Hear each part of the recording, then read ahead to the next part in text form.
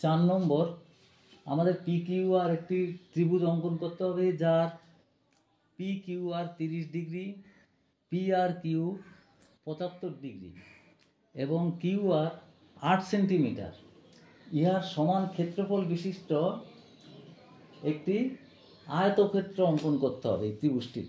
তাহলে প্রথমে আমরা একটা লম্বা একটা সরলরেখা অঙ্কন করি।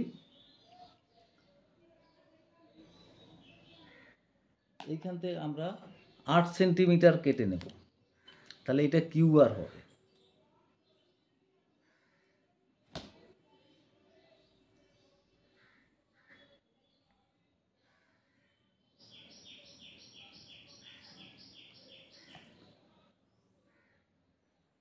এটা হচ্ছে কিউ আর।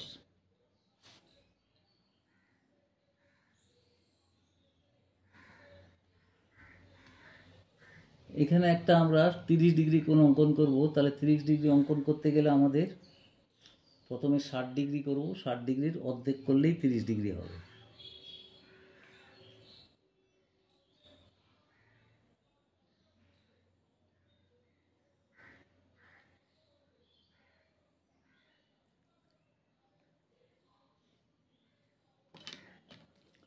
তাহলে দেখো, তাহলে এটা আমাদের 30 ডিগ্রি অঙ্কন হয়ে গেল।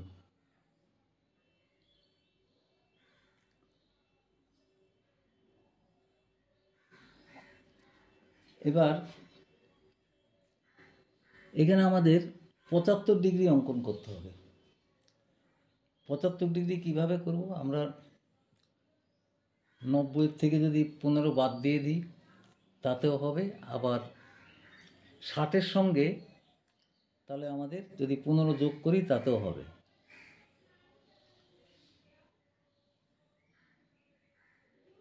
দেখো, এটা আমরা 60 অঙ্কন করছি আগে।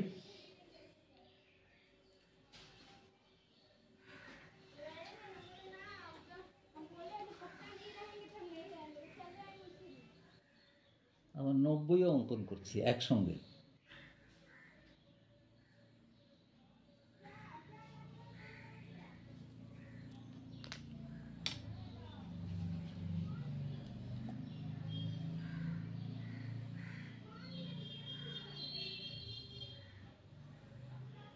এটা 90 ডিগ্রি হয়ে গেল, আর এখানে 60 ডিগ্রি। এইটাকে অর্ধেক করলেই আমাদের 75 হয়ে যাবে। সেটা আমরা এই দিকে করি, 60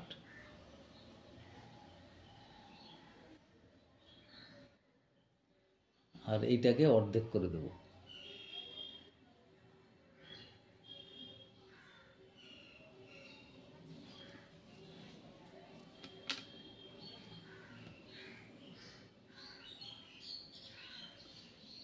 যদি 75 ডিগ্রি চাঁদার সাহায্যে করতে বলে করে দেওয়া যায়, কিন্তু এটা আমরা কম্পাসের সাহায্যে এটা আমরা করলাম 75 ডিগ্রি। কারণ এটা 90 আর এটা হচ্ছে 15 ডিগ্রি।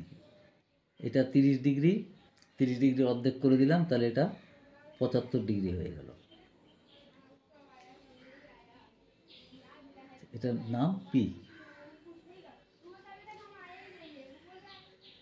এবারে আমরা এটার সমান্তরাল সরলরেখা একটা আঁকতে হবে। তো সরলরেখা যদি টানতে পারি, তাহলে আমরা যদি এটাকে যদি অনুরূপ কোণের মান হিসাবে যদি আমরা এটা করতে পারি, তাহলে দেখো এইখানে তা তো এটা সমান্তরাল সরলরেখা হয়ে যাবে।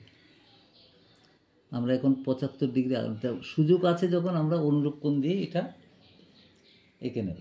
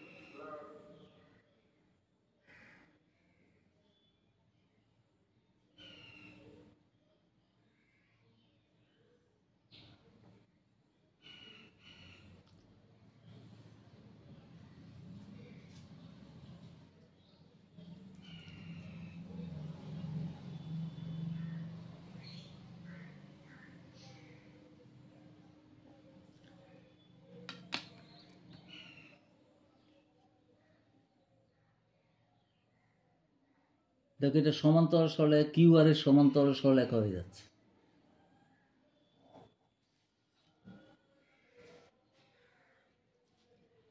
এবার আমরা কিউ আর কে সমদ্বিখণ্ডিত করব।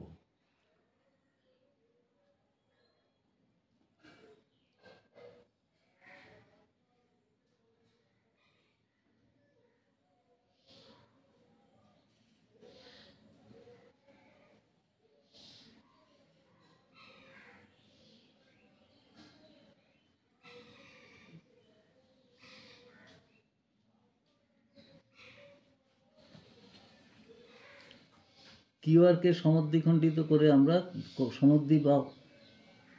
সমদ্বিখণ্ডিত করে এটার সঙ্গে মিশিয়ে দিলাম। তাহলে দেখো এইটাই আয়তক্ষেত্র হয়ে গেল। এটা যদি আমরা নাম দিই এস টি, এখানে টি নাম দিলাম, তাহলে উদ্দিষ্ট সামান্তরিক এটা আয়তক্ষেত্র। যেহেতু এটা 90 ডিগ্রি, এইটাও 90 ডিগ্রি, এখানে এই যে এখানে এটা যেটা টেনেছি 90 ডিগ্রি, এখানে একটা নাম দিয়ে দাও P Q R S T, আর একটা কি নাম দাও, এর নাম দিয়ে দাও। এই যে এটা 90 ডিগ্রি এঁকেছি, তাহলে এর নাম হলো উদ্দিষ্ট আয়তক্ষেত্র, নাম দাও এস আর এম টি বা S T M R, S T M R.